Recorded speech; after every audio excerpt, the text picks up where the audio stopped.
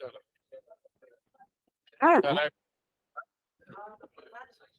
Okay. सो बेटा कल हमने फाइनल अकाउंट स्टार्ट किया था। इन दैट ओके कर दो एक सेकंड। हाँ कर दिया बेटा।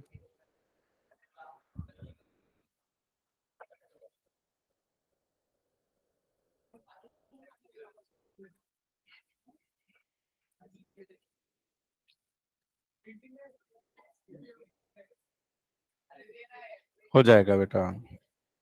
तो let me revise yesterday's class so that you understand more. आप सभी को पता है कि final account is a topic which is there for the entire syllabus. Indirectly 50 marks and directly it is for around 44 marks और minimum it's of 24 marks. ठीक है। तो 24 मार्क्स को तो मरण है ही नहीं, वो कंपलसरी है, राइट। फिर उसके बाद जैसे जैसे आप फाइनल अकाउंट में आगे बढ़ते हो वैसा वैसा उसका वेटेज जो है वो ज्यादा कम होते जाता है। ठीक है। So now I am starting the next part. एक ही सेकंड।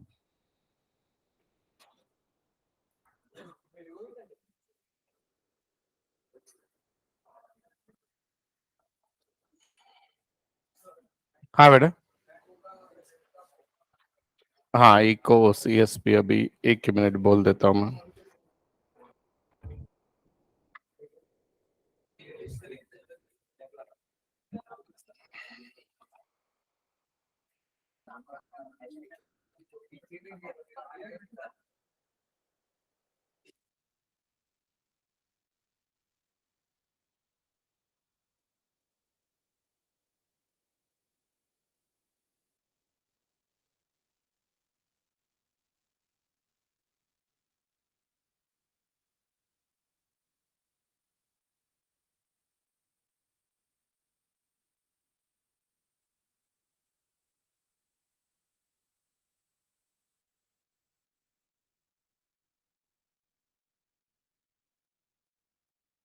तो बेटा आज का लेक्चर फाइनल अकाउंट का सबसे आईएमपी क्लास है।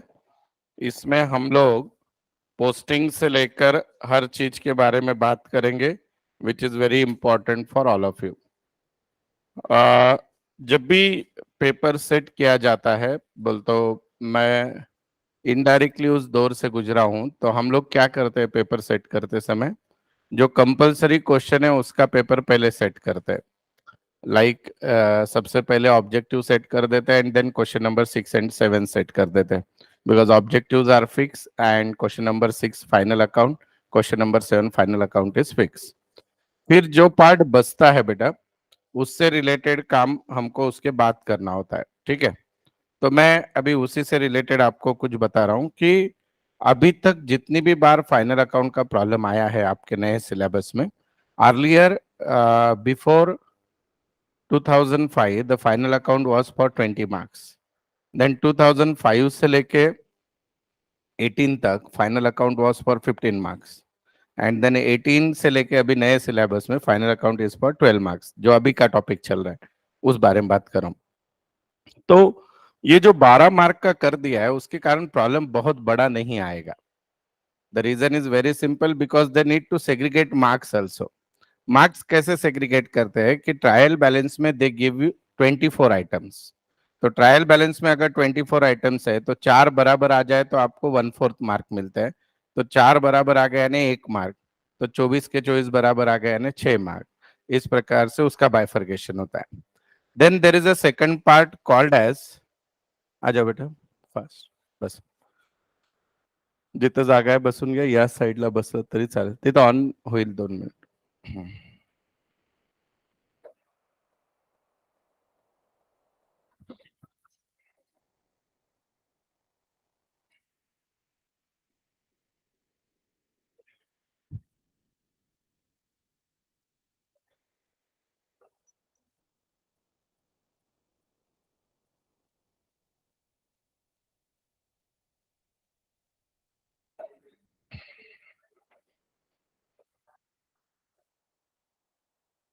तो उसके कारण क्या हुआ बेटा कि उसके कारण फाइनल अकाउंट में जो भी व्यक्ति पेपर सेट करता है उसने एडजस्टमेंट फिक्स कर दिए कि कौन सी एडजस्टमेंट पूछनी है, and at the same time उन्होंने ये भी पार्ट फिक्स कर दिया है कि ट्रायल बैलेंस में कितने आइटम डालने हैं। तो मोस्ट ऑफ द पेपर में अभी तक जब से आपका सिलेबस बदला है, अगर कोविड का इजी वाला पेपर छोड़ दे, तो 6 times the 4 adjustments are fix. सारे के सारे पेपर में 4 एडजस्टमेंट कॉमन है, but only because of the fifth adjustment the problem is rotating. एक तो भी बदल के पूछना चाहिए ना, तो उसके कारण जो है आपका फाइनल अकाउंट ज्यादा इजी हो गया है। फिर सर फाइनल अकाउंट आप टफ क्यों बोलते हैं?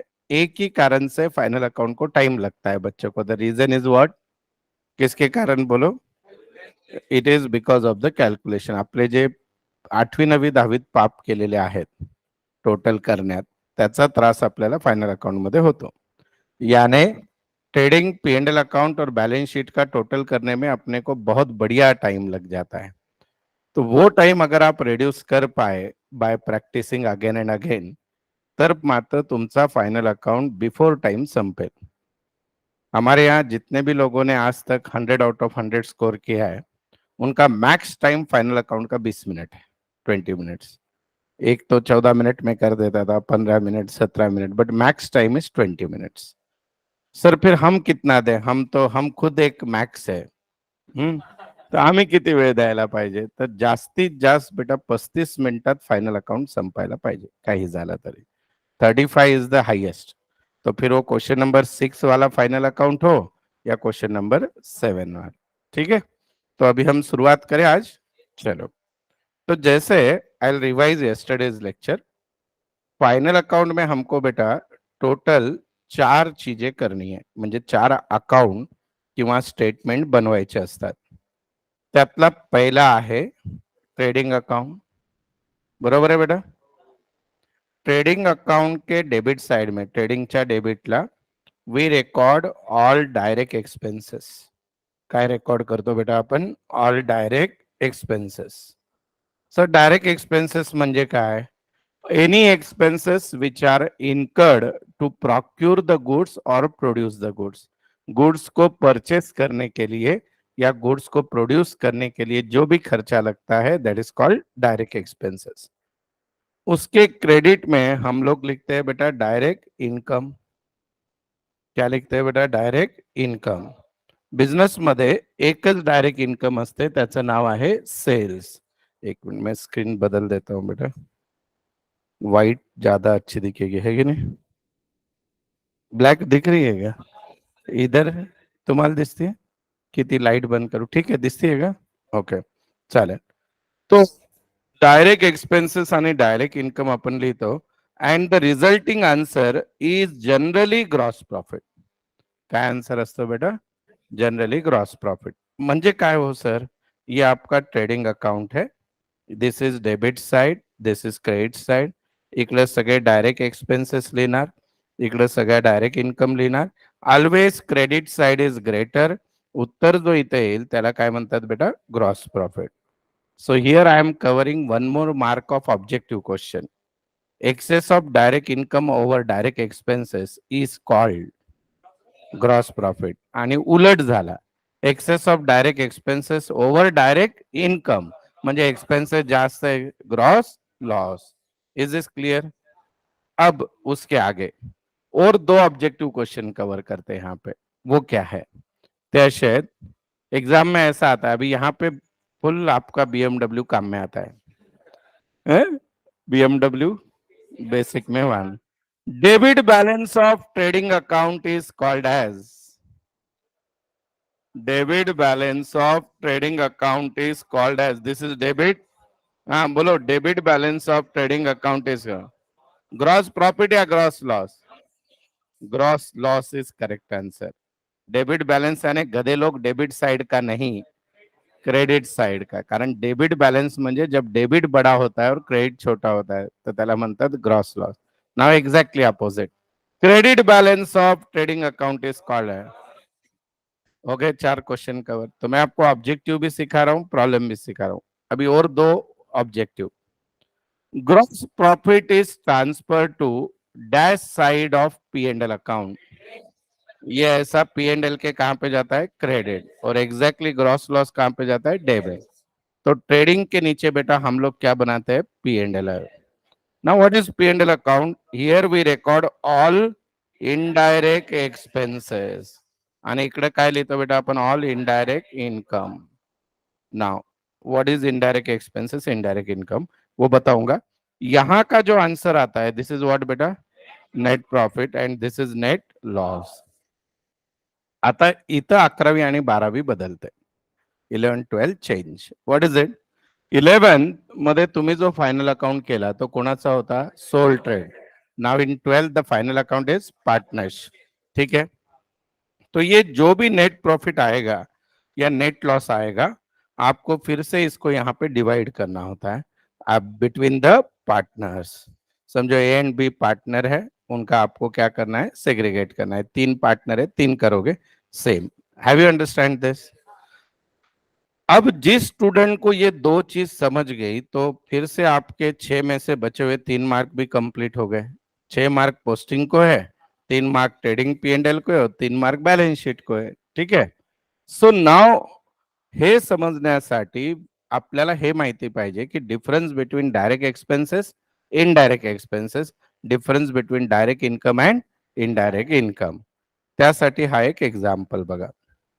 सपोज बेटा ये मिस्टर रमेश है, इसका शॉप है यहाँ पे इंदुलाल कॉम्प्लेक्स में पुणे में, ठीक है। शॉप है, फैक्ट्री है, कुछ भी है। ये क्या करता है, मुंबई से गुड्स लाता है, दिल्ली से लाता है, पुणे मार्केट यार्ड से लाता है, प्लस खुद भी मैन्युफैक्चर करता है। तो वो गुड्स परचेस करने से लेके रेडी टू सेल करने के लिए जितना भी खर्चा आता है, all such expenses are called as direct expenses. यानी गुड्स बचा हुआ है, opening stock, that is debit side.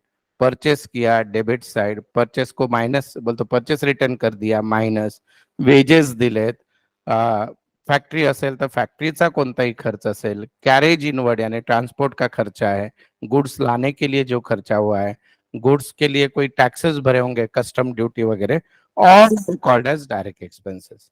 और ये यहाँ पे इंदुलाल में आने के बाद आपकी दुकान है, दुकान का पूरा खर्चा यानी ऑफिस ऑब्लिक शॉप, इसको हम बोलेंगे एडमिन एक्सपेंसेस। स्टाफ का सैलरी है, लाइट बिल है, टेलीफोन बिल है, all are called as admin expenses. उसके अलावा बेटा मार्केटिंग कर रहा है, एडवर्टीजमेंट किया, कमीशन दिया लोगों को, बैड डेट्स हो गए, that is selling expenses. Customer म्हणते माझ्या घरी आणून द्या, distribution delivery expenses, carriage outward. और इसको बिजनेस चलाने के लिए लोन लेना है तो finance expenses. So all these are called as indirect expenses. या सगळ्यांना काय म्हणतात बेटा, इनडायरेक्ट। म्हणजे सपोज हा माझा ऑफिस आहे किंवा शॉप आहे, गुड्स इथपर्यंत येण्यासाठी जो खर्च होतो, that is called as what बेटा, डायरेक्ट एक्सपेंस। और यहां से अब दुनिया को बांटने में जो खर्चा हो रहा है, इनडायरेक्ट। Is is clear. अब वैसे ही ये गुड्स से मुझे मेजर इनकम क्या होगी बेटा, sales. So sale is my direct income. Sale काय बेटा, माझी डायरेक्ट इनकम। आणि सेल सोडून बाकी सगळ्या इनकम काय बेटा, indirect. Suppose I receive discount, I receive commission, I receive rent, all are my which income बेटा, indirect. Is this clear. Okay, अब थोड़ा आगे बढ़ते हैं हम लोग। अब 12th का दूसरा चेंज, तो ट्रेडिंग पी एंड एल सबको समझ में आ गया बेटा। चलो एक दो ही मिनट। कल हमने ये ट्रेडिंग का फॉर्मेट देखा था, हैव यू रिमेंबर दिस।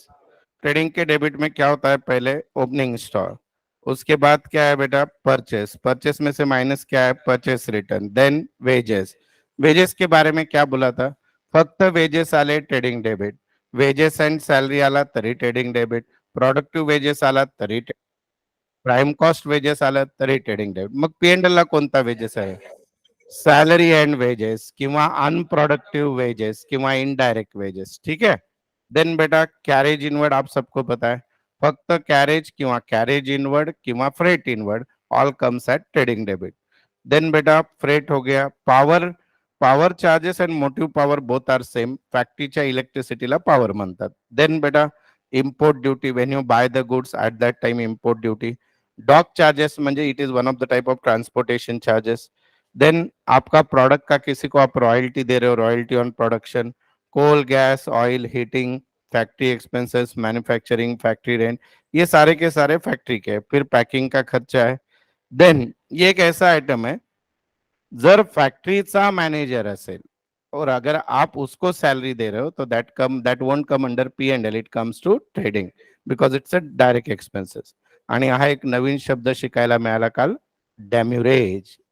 डॅमरेज बोलने का, क्या बोलने का, demurrage. Demurrage means what, fine, penalty charge by the transporter.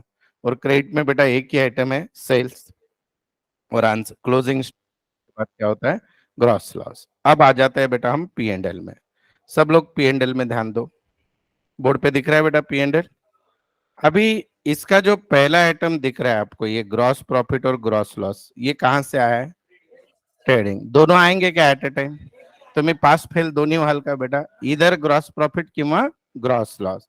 आता जे सगळे आइटम्स मी वाचणार आहे, अभी जो मैं सब कुछ पढ़ने वाला हूं, ये सारे के सारे क्या है बेटा, इनडायरेक्ट एक्सपेंसेस है. So now one by one we are going to explain. पहला क्या है बेटा, सैलरी. सैलरी के बारे में कोई डाउट नहीं है. रेंट, रेट, टैक्सेस सबको पता है. अच्छा, किसी को पता है रेट्स एंड टैक्सेस यानी क्या होता है? हम पढ़ते आए 100 बार, rent, rate, taxes, rent, rate, taxes. Rent सबको पता है, but nobody asked me what is rates and taxes. आज तक नहीं पूछा मुझे क्लास में, ना 11th में पूछा है ना 12th में पूछा है. बोलो, न सीए फाउंडेशन में पूछा है आपने. अच्छा, anybody online student also allowed to give the answer बेटा, तुम्हाला पण अलाउड है. बोलो, नहीं पता बेटा. इस जगह है, इस जगह का जो मैं रेंट दे रहा हूं दैट इज रेंट. पण या जागेवर म्युनिसिपल टॅक्स पण असतो, महानगरपालिका, उसको बोलते हैं rates and taxes. Is this clear? ये वो जीएसटी वाला टैक्सेस नहीं है बेटा, ठीक है. हाँ, property tax, rates and taxes यानी प्रॉपर्टी. इंश्योरेंस पता है आप सबको, प्रॉपर्टी का, गुड्स का इंश्योरेंस. देन प्रिंटिंग स्टेशनरी पता है आपको, ये जो नोट्स मिले व्हाट इज इट, प्रिंटिंग स्टेश. नंतर काय बेटा, पोस्टेज. आजकल तो सब मेल पे चलता है, पर फिर भी आपने कुरियर वगैरह दिया वो. देन टेलीफोन पता है, ऑफिस का कोई भी खर्चा. ये चारों का मीनिंग एक ही है बेटा. हाँ, इन शॉर्ट ऑफिस एक्सपेंसेस, ठीक है. देन कैरेज आउटवर्ड और कैरेज इनवर्ड में फर्क पता है बेटा. इनवर्ड मींस मैं मुंबई से पुणे गुड्स लाया, this is carriage inward, direct expenses. अब मेरा कस्टमर बैठा है औरंगाबाद, तो यहां से औरंगाबाद का खर्चा यानी carriage outward. Then discount allowed बेटा, डिस्काउंट दोनों साइड होता है, दिख रहा है क्या आपको? तो अगर ट्रायल बैलेंस में डिस्काउंट का डेबिट बैलेंस है तो डेबिट साइड में, क्रेडिट है तो क्रेडिट. देन उसके बाद है बेटा कमीशन. कमीशन भी दोनों साइड है, देख लो बेटा. अगर कमीशन का डेबिट बैलेंस है ना, हमने पेड किया, क्रेडिट है यानी हमको मिला. नेक्स्ट, रॉयल्टी ऊपर भी आया था, याद है? दोन्ही रॉयल्टी मधला फरक माहिती आहे बेटा? फक्त लक्षात घ्या की फक्त रॉयल्टी आला trading debit, royalty on purchase, royalty on production आया तो भी trading debit, but specifically royalty on sales आया, it become indirect expenses, that is P and L. आपको एक वो जोशीवड़े वाले का एग्जाम्पल दिया था, याद है? देन नेक्स्ट है बेटा ट्रैवलिंग एक्सपेंसेस, पता है? अच्छा, travelling and conveyance both are same, दोन्ही मध्ये छोटा सा फरक है. काय फरक है कि अगर मैं यहां से मुंबई गया दैट इज ट्रैवलिंग, और मुंबई में लोकल टैक्सी में घूम रहा हूं दैट इज कन्वेंस, ठीक है. आपको मम्मी पापा ने क्लास को आने जाने के लिए पैसे दिए, इट इज कन्वेंस. पर आप रहते हो मुंबई से, रोज आना जाना कर रहे हो, दैट इज ट्रैवलिंग. अंडरस्टैंड? पर बोथ आर सेम. आगे उसके बाद है बेटा मीटिंग एक्सपेंसेस, तो नाम के हिसाब से advertisement is. Then trade expenses, ये खाली 11th 12th में होता है, सीए फाउंडेशन में नहीं. ट्रेड एक्सपेंसेस के बारे में बहुत कन्फ्युजन आहे. प्रॉब्लेम मध्ये फक्त ट्रेड एक्सपेंसेस आला तर तो पी एंड एल ला जातो, पण ट्रेड एक्सपेंसेस सोबत जनरल एक्सपेंसेस, ऑफिस एक्सपेंसेस किंवा सन्ड्री एक्सपेंसेस, ये तीनों में से कुछ भी आ गया तो trade expenses goes to trading debit. क्या लॉजिक है भगवान को मालूम. आगे देन व्हाट इज नेक्स्ट बेटा, शोरूम एक्सपेंसेस. नाम के हिसाब से गोडाउन का रेंट, सेल्स मैनेजर को सैलरी दी. Then what is it, delivery van का खर्चा है. देन बेटा व्हीकल एक्सपेंसेस. बैड डेट सबको पता है, आरडी बैड डेट्स यानी पैसे डूब गए और आरडीडी यानी डूबने वाले. And then what is it, depreciation and then bank charges, फिर आपने लोन वगैरह लिया तो इंटरेस्ट भी अगेन बेटा दोनों साइड है, देखो है क्या, जर इंटरेस्ट हमको मिलता है तो इनकम, देते हैं तो एक्सपेंसेस। देन उसके बाद after this audit fees, CA को जो देते हैं हम, अकाउंटिंग चार्जेस, देन है बेटा क्या, रिपेयर्स एंड मेंटेनेंस, कोई भी चीज खराब हो गई, प्रोफेशनल फीस किसी को दे दी, एक्सपोर्ट ड्यूटी, सी आपने जापान से इंडिया में गुड्स मंगाए तो इंपोर्ट ड्यूटी, ट्रेडिंग डेबिट, अभी इंडिया से पाकिस्तान में भेज दिए, एक्सपोर्ट ड्यूटी। देन उसके बाद है बेटा forwarding charges are similar to this, then legal expenses, वकील वगैरह को, and loss, loss by fire, theft, accident, कुछ भी लॉस हुआ तो, and then net profit. Credit side में देख लो बेटा, ये तो जीपी ऊपर से आया, रेंट का क्रेडिट बैलेंस है यानी रेंट रिसीव्ड है। देन बेटा सन्ड्री इनकम, चिल्लर चिल्लर इनकम जो कहीं पे भी नहीं जाते, दैट इज सन्ड्री। मैंने बोला समझो, कल से जो भी लेट आएगा 10 रुपया फाइन देगा, that is sundry income for me, बराबर है, नहीं है वैसे कुछ। हाँ आगे, ये आरडीडी बाद में बताऊंगा, and then this is net loss. अभी ध्यान से देखो, ये जो नेट लॉस आएगा, या बेटा ये जो नेट प्रॉफिट आएगा आपका, इधर दिख रहा है, ये नेट प्रॉफिट और नेट लॉस, ट्वेल्थ में इसके नीचे आपको ऐसा करना होता है, you have to divide between the partners. Net profit भी आया तो पार्टनर में डिवाइड करना है, और नेट लॉस भी आया तो आपको पार्टनर में डिवाइड करना। Is it clear? ओके। अब उसके बाद कल मैंने आपको सिखाया partners capital account, have you remember that? Partners capital account के बारे में कुछ याद दिलाता हूं बेटा आपको। This is partners current account और कैपिटल अकाउंट। ये आपके बुक में बनाते नहीं है, लेकिन हम हर दिन बनाएंगे, क्योंकि इससे हमको admission, retirement, death topic easy जाएगा, डिसोल्यूशन इजी जाएगा, एंड मोस्ट इम्पॉर्टेंटली इसके कारण जो है प्रॉब्लम जल्दी टैली होगा। तो सबसे पहले हे काल लिहून दिलेलं आहे माहिती आहे ना बेटा, देखो partners capital oblique current account. मुझे बताओ बेटा, ये दोनों अकाउंट बनाना कंपल्सरी है क्या? नाही आहे, मग कोणता बनवायचा असतो बेटा? बोलो।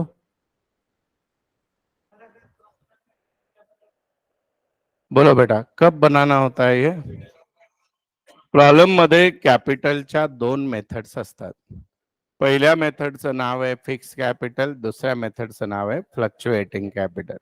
कैसे पहचानने का? If in your problem capital account, current account both are given, then prepare current account and don't prepare capital account. Capital goes to balance sheet because वो कैपिटल फिक्स रहता है। आणि फ्लक्चुएटिंग कैपिटल मेथड यानी क्या, जिसमें सारी adjustment capital पे होती है। तो अगर प्रॉब्लम में सिर्फ कैपिटल अकाउंट है तो then prepare capital account. Understand? परत एकदा रिपीट करतो। प्रॉब्लम में अगर कैपिटल अकाउंट, करंट अकाउंट दोनों भी दिए हैं तो just prepare current account, capital transfer to liability. Clear? पर अगर सिर्फ कैपिटल अकाउंट दिया है तो कैपिटल अकाउंट बनाओ, पोस्टिंग दोनों में सेम रहेगी। अब क्या क्या पोस्टिंग रहेगी? सबसे पहले कैपिटल का बैलेंस लिखते हैं ऐसा, बाय बैलेंस ब्रॉट डाउन, ये बैलेंस शीट में होता है। फिर बेटा ट्रायल बैलेंस में अगर ड्रॉइंग्स दी है तो डेबिट में लिख दो, कभी कभी करंट अकाउंट का डेबिट बैलेंस होता है तो डेबिट में लिख दो। देन बेटा इंटरेस्ट ऑन ड्रॉइंग्स है तो वो कहाँ पे लिखोगे? डेबिट। प्रॉब्लम में लॉस हो गया पी एंड एल में, नेट लॉस, वो भी कहाँ पे आएगा? डेबिट। क्रेडिट में क्या आएगा बेटा? Interest on capital. फिर बेटा अगर प्रॉब्लम में पार्टनर को सैलरी या कमीशन मिल रहा है वो, और generally net profit, additional capital आता ही नहीं है इसलिए मैं लिख नहीं रहा हूँ, नेट प्रॉफिट।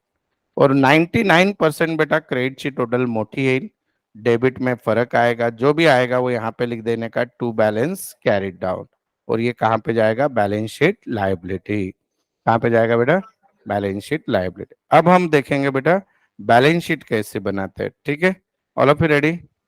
अभी यहाँ पे ध्यान दो, ये जस्ट मोटा मोटी बैलेंस शीट बता रहा हूं मैं।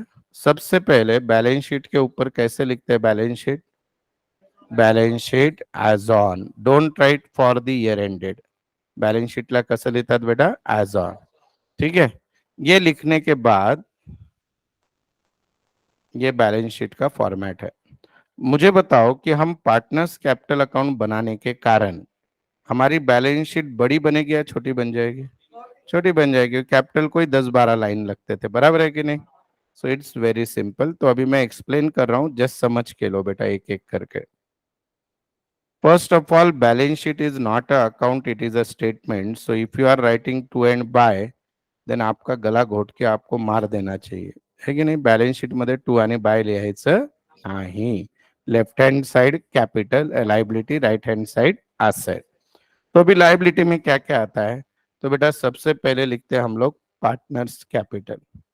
सपोज दो पार्टनर है उनका जो भी बैलेंस है कैपिटल अकाउंट का वो लिख देने का। In case there is a current account and having credit balance, तो वो करंट अकाउंट भी यहीं पे लिख देते हैं अगर प्रॉब्लम में आया तो। पर अगर करंट अकाउंट का डेबिट बैलेंस आता है तो वो एसेट में जाता है। उसके बाद होता है बेटा यहाँ पे नेक्स्ट आइटम जनरल रिजर्व, या उसी को बोलते हैं रिजर्व फंड। काय म्हणतात बेटा? General reserve oblique reserve fund. कोणाला माहिती आहे का काय असतो हा? काय भानगड आहे? Sometime there is very heavy profit in the business and owner knows that कि फ्यूचर में अपने को और कुछ प्रॉब्लम आ सकती है. So after taking their profit they keep certain amount aside. It is called general reserve. म्हणजे समजा या वर्षी आमची अपेक्षा होती 20 लाख प्रॉफिट व्हावं आणि अचानक पार्टनरशिप मध्ये बेटा 1 कोटी प्रॉफिट झालं. म्हटलं एवढं काय करायचं वाटून घेऊन? So we keep certain amount in the business by way of future. So that is called as general reserve और reserve fund. Is it okay बेटा? चलो, अभी जनरल रिजर्व और रिजर्व फंड के बाद नेक्स्ट आइटम होता है बेटा क्रेडिटर्स. पुढचा आइटम कोणता है बेटा? Creditors. Then bills payable. Then होता है बेटा आउटस्टैंडिंग एक्सपेंसेस. देन होता है बेटा प्री रिसीव्ड इनकम. उसके बाद होता है बेटा bank overdraft. These are the major items which are at the liability side. तो बेटा all of you know the meaning of word creditors? Means supplier. क्रेडिटरला आणखी एक शब्द काय? सप्लायर. मीन्स जिनके पास से हम गुड्स उधारी में परचेस करते हैं तो देना लगते हैं, that is creditor. So sometime the word creditor will come और sometime it's a supplier. Then what is the next word बेटा? Bills payable. So post dated cheque which you given to your creditor is called bills payable. Okay, how many of you know outstanding expenses? सबको पता है? समझो बेटा मार्च महीने का आपने electricity use कर लिया, स्टाफ ने काम किया, but you had not paid their salary, you had not paid that electricity bill, so it is देना है. देना है तो it is called outstanding. Then what is it बेटा? Next pre received income. आपके कस्टमर ने आपको एडवांस पैसा दे दिया है, सो इट्स योर लाइबिलिटी, उसको देना पड़ेगा. So that is called as pre received income. समझो बेटा अभी आप 12th में हो, आपका फीस है समझो 30,000 और आपने गलती से 33,000 का चेक दे दिया. फिर आए सर वो 3,000 ज्यादा है, मैं बोला अरे अभी रहने देना अपन नेक्स्ट ईयर देखेंगे. So this is called as what बेटा? Pre received income. Then bank overdraft. बँकेचा बॅलन्स जर निगेटिव्ह असेल then it is called as what बेटा? Bank overdraft. ठीक है. देन उसके बाद देखिए बेटा what is next. Now come to the asset side. अच्छा सर, बॅलन्स शीट फॉर्मॅट मध्येच करणं कंपल्सरी आहे का? Yes. Yes, it is compulsory if you want to score out of marks. But if your target is minimum, sir आपण 35 मिळाले, आपण जिंकलो, मग balance sheet नाही केलं तरी मिळतात 35.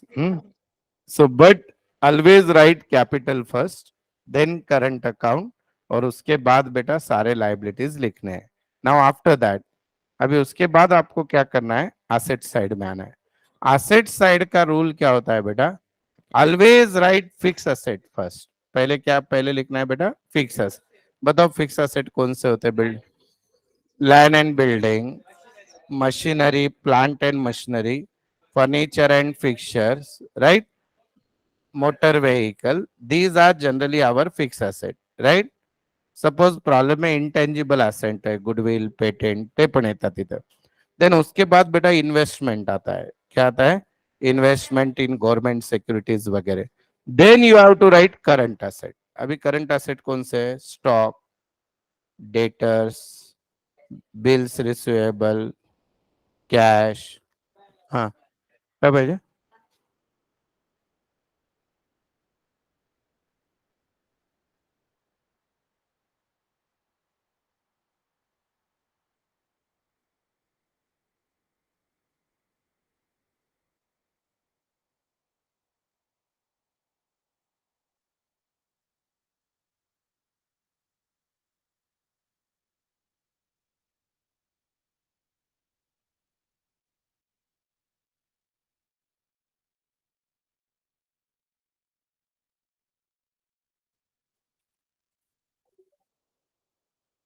बिल सेबल हो गया, देन व्हाट इज नेक्स्ट बेटा? Cash. What is next after that? Bank. Cash at bank. उसके अलावा कोई बोलेगा और कुछ आता है? डिपॉजिट चिल्लर आइटम है। चलो इसके दोनों के अपोजिट वाले आइटम बोलो ना बेटा। आउटस्टैंडिंग एक्सपेंसेस का कजिन कौन है? नहीं, सावत्र भाऊ कौन है? Prepaid expenses. समझे क्या गधे लोग? अरे आउटस्टैंडिंग यानी देना है, प्रीपेड यानी ज्यादा दे दिया। ज्यादा दे दिया तो आना है। समझ में आया? समझो मेरे स्टाफ ने अप्रैल महीने में, अप्रैल का सैलरी मार्च में ले लिया, तो मेरा वो एसेट है कि नहीं? आना है मुझे स्टाफ से, right? Advance given to staff. ये लाइट बिल 10,000 आने वाला था, मैंने 15 भर दिया गलती से, सो that is my prepaid expenses, right? और एक होता है बेटा आउटस्टैंडिंग इनकम। आउटस्टैंडिंग इनकम जो हमको आना है, that is called as outstanding income. So this is your balance sheet. इससे बड़ी बैलेंस शीट नहीं आएगी। Is this clear? ओके। अब ये चारों होने के बाद अब लड़ाई चालू होती है एडजस्टमेंट की। पर उसके पहले देवी और सज्जनों, हम करेंगे पोस्टिंग। कितने प्रॉब्लम्स की? पूरे 15-20 प्रॉब्लम जितने भी है, ठीक है? अभी देखिए यहाँ पे ध्यान दो। पोस्टिंग करने से पहले बोडो लक्ष्य द्या सगळ्यांनी, ये आपका ट्रायल बैलेंस है। This is called debit balance, this is called as credit balance. Clear है? तो जो भी आपका डेबिट बैलेंस है बेटा, अगर डेबिट बैलेंस में जितने भी आइटम आते हैं, या तो वो ट्रेडिंग डेबिट जाएंगे, या तो पी एंड एल डेबिट जाएंगे, या तो पार्टनर्स कैपिटल अकाउंट डेबिट जाएंगे, नहीं तो फिर वो बैलेंस शीट के कहां पे जाएंगे? Asset. It's a thumb rule, बदलनार नहीं। सिमिलरली जितने भी क्रेडिट में, trading credit, P and L credit, partners capital credit, या फिर balance sheet liability, it's a thumb rule. इसमें एक ही एक्सेप्शनल आइटम होता है, रिटर्न। सेल्स रिटर्न आता डेबिट में है, जाता क्रेडिट में से माइनस। परचेस रिटर्न आता क्रेडिट में, डेबिट में जाके क्या होगा? Minus. Is this clear? Okay. IMP items कौन कौन से हैं जो आपको गड़बड़ कराएंगे? पहला, कैरेज। कैरेज के बारे में बोलो, क्या क्या पता है? सिर्फ carriage, carriage inward, freight inward, trading debit. आणि कॅरेज आउटवर्ड असेल तर P and L debit. Second IMP item, wages. सिर्फ वेजेस है, trading debit, wages salary, trading debit, salary wages, P and L debit. Direct wages trading debit, indirect wages P and L debit. Number 3, इसके बाद है royalty. सिर्फ royalty, royalty on production, trading debit, royalty on sales, P and L debit. Number 4 है बेटा इसके बाद, that is of royalty हो गया, ये हो गया ट्रेड एक्सपेंसेस। सिर्फ ट्रेड एक्सपेंसेस है, P and L debit. Trade expenses के साथ जनरल ऑफिस सन्ड्री एक्सपेंसेस कुछ भी आ गया तो then trade goes to trading and remaining expenses P and L debit. Is is clear? बस इतना ध्यान रख के प्रॉपरली हवेत गोळीबार करायचा आहे। डन? तयार? ओके। तुमच्या शेजारी बुकलेट असेल तर एक एक जण शिफ्ट व्हा ना, त्यांच्याकडे नाहीये बहुतेक। आहे? तुझ्याकडे आहे बेटा? तुझ्याकडे आहे बुकलेट? ओके। सगळ्यांकडे बुकलेट आहे, शेजारी चांगले निवडायचे हा, आपल्यासारखे नको सेम।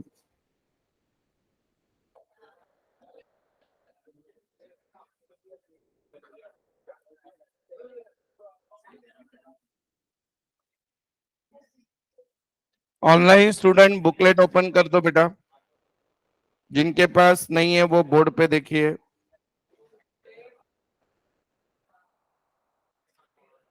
आज हम पूरे प्रॉब्लम की पोस्टिंग करने वाले हैं एट ए टाइम, ठीक है बेटा?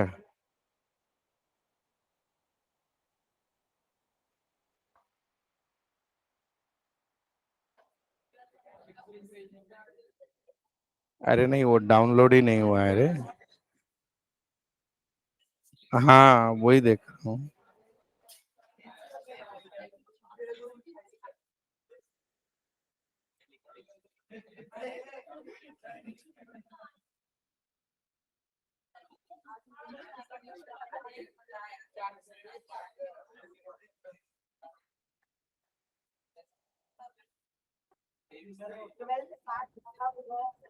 नहीं थे बेटा, ये पार्ट 1 है।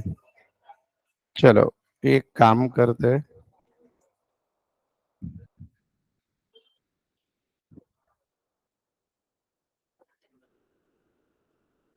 एक ही मिनट बेटा।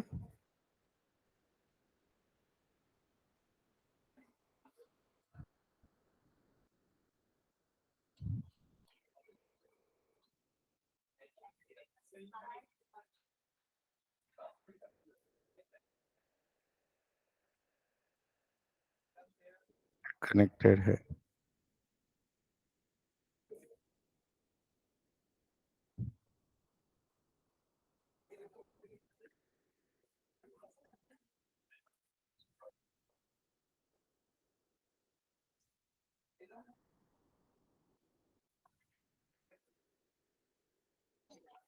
चलो अपन तब तक एक काम करते हैं बेटा, कम टू दिस पार्ट। इसका नाही बुक आहे। अच्छा आपण एक काम करूया, ऍडजस्टमेंटच्या पेजवर या सगळ्यांनी, कम टू ऍडजस्टमेंट पेज।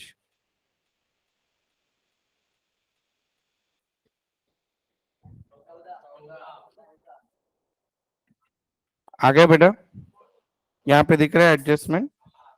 चलो आपको दो कॉलम दिख रहे हैं, ऍडजस्टमेंट अँड इफेक्ट। ज्यांच्याकडे बुकलेट नाहीये त्यांनी ड्रॉ करून घ्या, make this 3 column. First column is adjustment, second is effect 1, second is effect 2। ज्यादा नहीं बेटा, सिर्फ 25 एडजस्टमेंट है अपने को, 29 है, ठीक है। 29 एडजस्टमेंट है, उसमें से 4 आज ही डिक्लेयर कर दूंगा कौन से आने वाले। 4 फिक्स है, राहिलेल्या एकासाठी 25 शिकायचे आहेत। हा चालतं ना? ओके चलो रेडी। चलो सबसे पहली एडजस्टमेंट है बेटा डेप्रिसिएशन। Is it there? कोई बताएगा what is the meaning of adjustment first? Adjustment म्हणजे काय? ट्रायल बैलेंस के नीचे जो दिया जाता है उसको एडजस्टमेंट। वाव। और ट्रायल बैलेंसच्या खाली जे असतं त्याला एडजस्टमेंट म्हणतात। जो डिफिकल्ट उसको एडजस्टमेंट बोलते हैं। एक्स्ट्रा फालतू आंसर है सारे के सारे।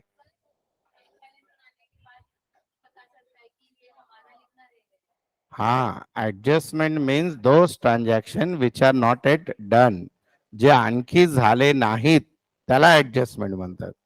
सो adjustments are of 2 types. One which are given below the problem, त्याला म्हणतात एक्सप्लिसिट और given adjustment. and which are not given but it is there, it is called hidden adjustment.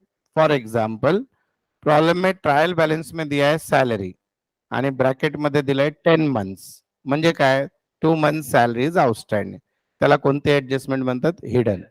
Is this okay? चलो तो अभी बेटा पहली adjustment है depreciation, right. Adjustment का पहले मीनिंग समझो, मीनिंग समझने के बाद कोशिश करो कि आपको उसका इंटरप्रिटेशन करते आ रहा है, and then give me the answer. और आजच पेपर पढ़तो ही कंपल्सरी येते एडजस्टमेंट, ठीक है। डेप्रिसिएशन बेटा बिजनेस में 2 टाइप के असेट होते हैं, एक होता है फिक्स असेट, दूसरा होता है current asset. Current assets are movable asset, so their value won't change, they like continuous circulating, तो वो हर साल नए नए आ जाते हैं। But fixed assets are those assets which are in the business for long term period. That long term period is more than 1 year. अभी समझो बेटा मैं ये क्लास चला रहा हूं, ओके ओके। मुझे लगा किसी ने कमेंट डाला, पीसी का है सॉरी। तो सुन के लीजिए, समझो बेटा अभी अपन ये क्लास चला रहे हैं, राइट। ये आपके सामने कंप्यूटर, कैमरा, मैं, बोर्ड, प्रोजेक्टर, टीवी सब दिख रहा है, राइट। तो ये मैंने पूरा सेटअप अभी इस महीने के जून में 3 लाख रुपए में बिठाया, ठीक है। ये बिठाने के कारण मेरा क्लास चल पा रहा है, एग्री। ये बिठाने के कारण मेरा क्लास चल रहा है। अब मुझे ये बताइए बेटा कि अगर साल भर बाद मैं इसकी वैल्यू करूं जून 2024, तो ये 3 लाख के ही रहेंगे या इनकी मार्केट वैल्यू कम हो चुकी होगी? कम हो चुकी, मे बी 2.5 लाख हुई होगी, राइट? तो वो जो 50,000 रुपया कम हुआ है, किसके कारण हुआ है? बोल तो किसके कारण हुआ है? यूज करने के कारण। यूज करने के कारण वो पैसा कम हुआ है, यानी मैंने मेरे बिजनेस के लिए यूज किया कि नहीं? तो वो जो 50,000 है मेरा बिजनेस का खर्चा है या नहीं है? वो मेरा जो लॉस हुआ है 50,000 का, वो बिजनेस का लॉस है या नहीं है? पर हमारे बुक्स ऑफ अकाउंट में वो अभी भी 3 लाख दिख रहा है। तो अब मुझे अगर मेरे बिजनेस का सही प्रॉफिट निकालना है तो वो 50,000 मैंने पकड़ना चाहिए। तो मैंने जो वो 3 लाख के ये कंप्यूटर दिख रहा है उसको 2.5 लाख करना है। तो कंप्यूटर में प्लस करूं या माइनस करूं? So first effect of depreciation is less from asset. Second effect, it is my loss, P and L account debit side, क्योंकि सारे खर्चे कहां पे जाते हैं? P and L account debit. So right the effect, first effect, less from fix asset, यहाँ पे लिखो बेटा, less from fix asset. Fix asset कहां पे मिलेंगे आपको? Balance sheet. बैलेंस शीट में कहां पे मिलेंगे? एसेट। तो ब्रैकेट में लिखने का B A. Then second effect कहां पे जाएगा बेटा? P and L account debit side, क्योंकि losses expenses all recorded at P and L account debit side. P and L account debit side. Is this clear? Okay बेटा, मैं जो sequence से वहां पे दिए वैसे नहीं सिखाने वाला हूं, मैं मेरे हिसाब से सिखाऊंगा। ये हो गया पहला। Then now we are at the third adjustment, closing stock. ये भी आज तक का ऐसा कोई प्रॉब्लम बनेगा ही नहीं जिसमें क्लोजिंग स्टॉक नहीं पूछेंगे, आना ही है 500%। तो बेटा closing stock is that stock which is left in the premises और बिजनेस ऑन 31 मार्च, लास्ट के दिन जो बचा हुआ है। तो आप मुझे बताओ बेटा, जो स्टॉक बचा हुआ है वो, सुनिए ध्यान से, जो स्टॉक बचा हुआ है वो हम फेंक देंगे क्या? हम नेक्स्ट ईयर कैरी फॉरवर्ड करेंगे। तो यहां से वो गुड्स जा रहा है, जा रहा है, debit what comes in, credit what goes out. तो वो जब गुड्स आता है तो हम ट्रेडिंग के डेबिट में लिखते हैं, तो जाता है तो कहां पे लिखेंगे? ट्रेडिंग के क्रेडिट में। ये क्लियर है? और ये जो स्टॉक है ये आपके लिए प्रॉपर्टी है, उसकी वैल्यू है, तो वो एसेट है। तो what is the second effect? Balance sheet asset side. तो लिखो इसका पहला effect, trading account credit side, trading account credit side. Second effect, balance sheet asset side. पर यहां पे बेटा एक नोट लिखना है आपको। बोलो क्या होती है? बोलो, नोट क्या होती है? इट इज ऑलवेज वैल्यूड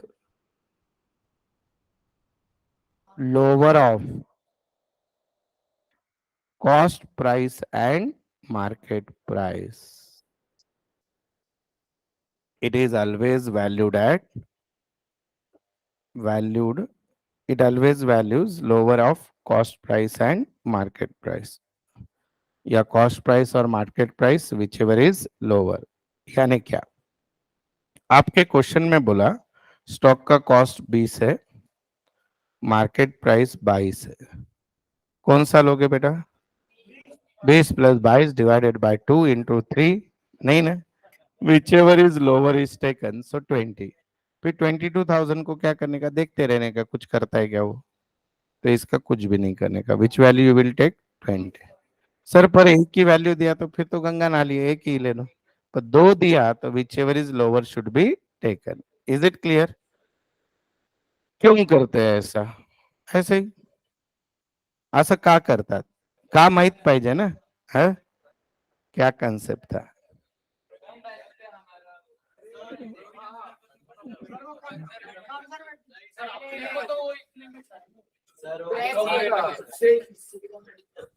कसं होणार रे? तुम्ही अफाट अभ्यास केलाय सीएचा, पुन्हा याच्यावर एक टॉपिक शिकलाय आम्ही. अरे अकाउंटिंग स्टैंडर्ड 2 है इन्वेंट्री. वो बोलता है stock is always valued at cost और market price whichever is less and it is because of conservatism. वो बाद में आता है, लेकिन पहले AS2 बोलता है ऐसे. क्या बोलता है? AS2. जाने दो, मोर स्टडी मोर कंफ्यूजन. अब नेक्स्ट बेटा, एडजस्टमेंट नंबर 4 देखो, अनरिकॉर्डेड परचेस. अनरिकॉर्डेड परचेस दिख रहा है सबको? देखो यहाँ पे सबसे पहले समझ के लो क्या है, तो आंसर देना बहुत इजी जाएगा, क्योंकि हम 11th में और 12th में कुछ एडजस्टमेंट अलग करते हैं, सीए में अलग करते हैं. वो बुक का प्रेजेंटेशन का पार्ट है. Now what is unrecorded purchase? आज 31 मार्च है समझो. आज सुबह मैंने 1 लाख रुपए के गुड्स परचेस किए. बिल भी आ गया, गुड्स भी आ गए, क्लोजिंग स्टॉक में पड़े भी है, पर गलती से गड़बड़ गड़बड़ में एंट्री करना रह गई. सो that is called unrecorded purchase. पर मेरा क्लोजिंग स्टॉक तो बढ़ गया, बराबर है कि नहीं? So now I have to record it. तो मैंने परचेस रिकॉर्ड नहीं किया, उसके कारण परचेस कम दिखेंगे या ज्यादा, तो उसको बढ़ा दो. और मैंने जिससे लाया उसका भी नाम लिखना भूल गया होगा, तो उसके जिससे हम गुड्स उधारी में लेते हैं उसको डेटर बोलते हैं, क्रेडिटर्स. क्रेडिटर्स बोलते हैं गधे लोग, जिनसे आप उधारी में लेते हो उनको क्या बोलते हैं? क्रेडिटर्स. तो उसके कारण आपके क्रेडिटर्स भी कम दिखेंगे. हाँ, फुल सॉफ्टवेयर बदला या वास्तु का फर्क है? वास्तु. तथास्तु मग. हाँ, तो अभी बोलो आप बेटा, तो उससे परचेस पण कमी दिसत आहेत, क्रेडिटर्स पण कमी, दोन्ही वाढवून टाका. बोलो दो effect. Add in purchase, add in creditors. लिखो बेटा, ऍड इन परचेस. परचेस कहाँ पे होता है? Trading debit. Add in creditors. Creditors कहाँ पे होता है बेटा? Balance sheet liability. जनरली ये कैश परचेस नहीं होते हैं, अगर कैश होते तो कैश में से माइनस होता. ठीक है, आगे. Unrecorded sales, exactly same. दुकान बंद कर रहे थे 31 मार्च को, एक कस्टमर आया उधारी में लेके गया, तुमने एंट्री करना भूल गए, तो बोलो इससे सेल कम दिखेंगे कि नहीं? और डेटर भी कम दिखेंगे. बोलो reciprocal. Add in sales, add in debtors. Add in sales, add in debtors. Trading credit balance sheet asset. Next number 6, free sample. अभी फ्री सैंपल यानी क्या बेटा? गुड्स फ्री में बांट दिया. क्यों बांटेंगे? मार्केटिंग. तो फ्री सैंपल के कारण गुड्स कम्स इन और गोज आउट बेटा, गोज आउट. तो अभी इसको आप दो प्रकार से कर सकते हो. गुड्स, एक सिंपल लॉजिक याद रखो, गुड्स कम्स इन बोला कि trading debit, goods goes out बोला कि ट्रेडिंग क्रेडिट. तो you are distributing goods free of cost. First effect trading credit. कहां पे लिखना है? Trading credit. And it is what बेटा? Advertisement. So what is the second effect? P&L. पर इसको आप और एक टाइप से कर सकते हो. Instead of trading credit you can deduct from purchase also. ठीक है, पर परचेस ऑलरेडी बहुत प्लस माइनस होता है, तो 12th में हम लोग इसको क्या करते हैं बेटा? Trading credit. क्योंकि 12th में अपने को बच्चा मैनुअल टोटल करना है, तो अपने को इजी रखना है प्रॉब्लम को. Trading credit. Second effect P&L debit, क्योंकि ये एडवर्टीजमेंट है. Trading credit, P&L debit. Clear है? Logic same, goods goes out बोला कि ट्रेडिंग क्रेडिट. डन. नेक्स्ट है बेटा, ड्रॉइंग्स बाय पार्टनर. पार्टनर ने गुड्स लिया और एंट्री नहीं किया. बोलो गुड्स कम्स इन और goes out. Logic same, goes out बोला कि ट्रेडिंग के कहां पे लिखोगे? क्रेडिट. ये क्लियर है बेटा? अब सुन के लो. पार्टनरनी गुड्स घेतलेत, सो पार्टनर इज रिसीवर और गिवर? रिगिवर. रिसीवर ना बेटा, पार्टनर इज रिसीवर, तो पार्टनर के ड्राइंग कहां पे आती है? डेबिट. तो दूसरा effect, partners capital account debit side. अगर जो लोग पार्टनर्स कैपिटल नहीं बनाएंगे वो बैलेंस शीट में जाके क्या करेंगे, इसको माइनस।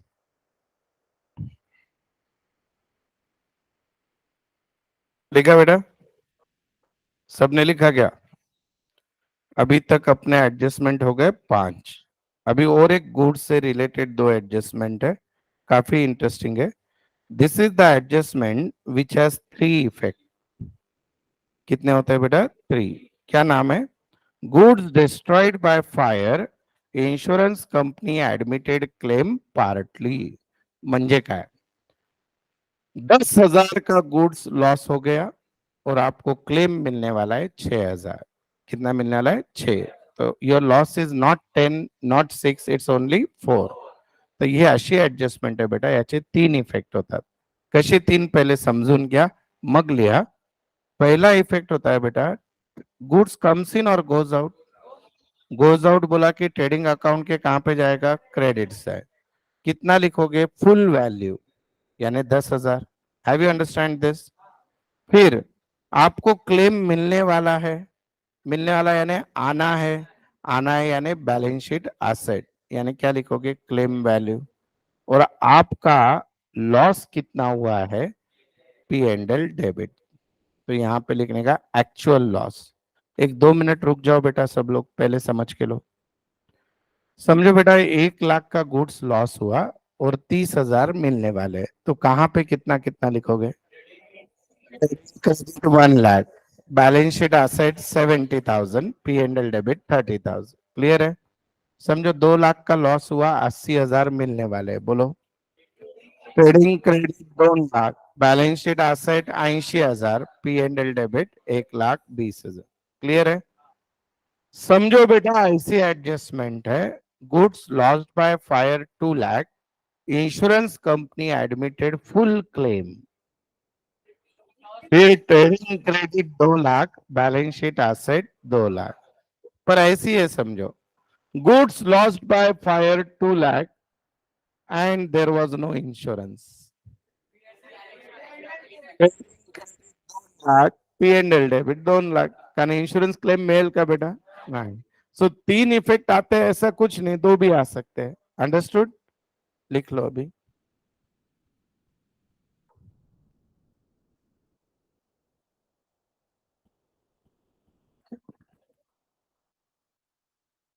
हेलो।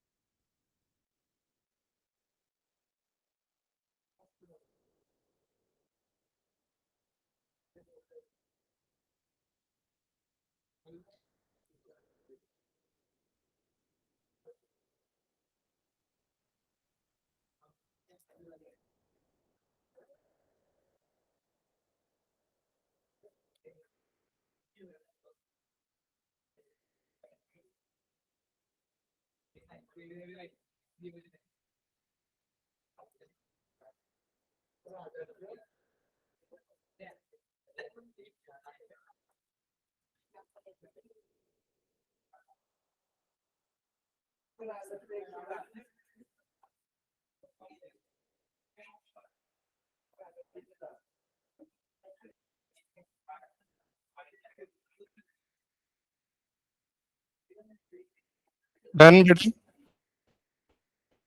डन? अभी नेक्स्ट देखो बेटा, सब लोग इधर आ जाओ। ये बहुत ही बढ़िया एडजस्टमेंट है, आज तक ऐसी एडजस्टमेंट आई नहीं एग्जाम में, पर आ गई तो उस दिन आपका जय महाराष्ट्र। क्या लिखा है देखो, ड्रॉइंग्स इंक्लूडेड रॉन्गली इन डेटर्स, यानी आपने डेटर में कोई भी अमाउंट कब जाता है? जब सेल करते हो। तो आपके ओनर ने गुड्स लिया था और आपको लगा कि कस्टमर को बेचा है, तो कस्टमर को बेचा है ऐसे लगा, तो उसके कारण आपके सेल कम दिखेंगे या ज्यादा?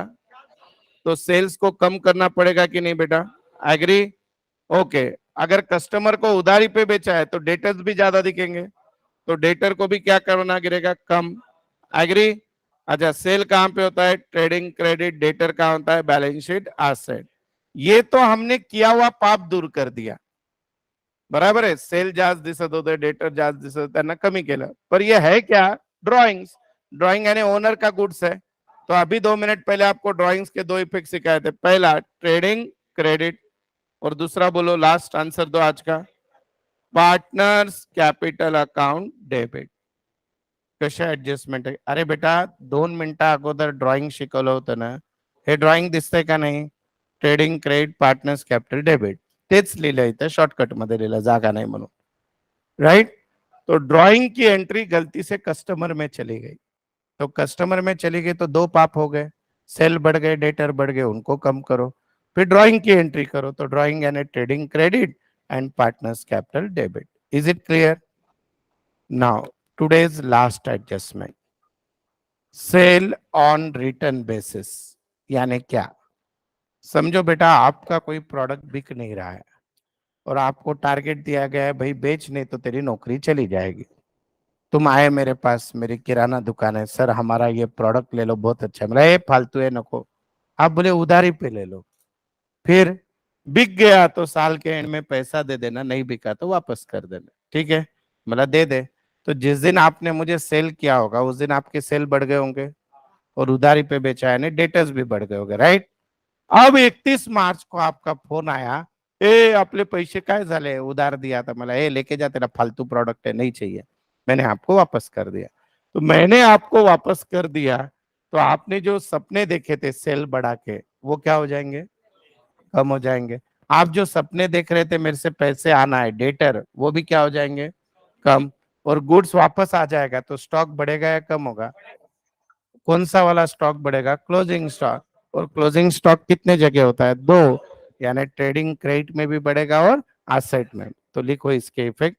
ये आज तक कभी आई नहीं है, आ गई तो समझ में आया. तो right, less from sales trading credit, less from debtors, क्या लिखोगे? Balance sheet asset. फिर लिखना है ट्रेडिंग क्रेडिट, सॉरी, फिर लिखना है एड इन क्लोजिंग स्टॉक.